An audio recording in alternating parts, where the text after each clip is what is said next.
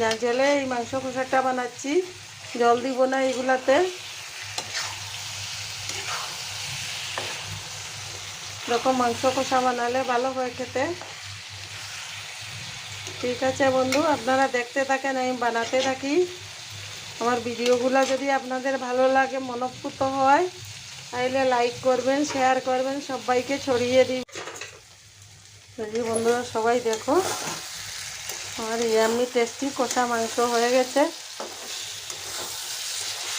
এই যে মজাদার টেস্টি কষা মাংস হয়ে গেছে, জিভে জলানা কষা মাংস।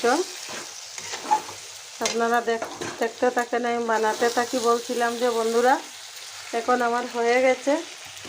এই যে আপনাদের দেখাচ্ছি, এই দেখেন কষা মাংস হয়ে গেছে। রঙটা ভালো হয়েছে না বন্ধুরা? আপনারা দেখতে থাকবেন, লাইক করবেন, শেয়ার করবেন, কমেন্ট করবেন, সবাইকে ছড়িয়ে দিবেন।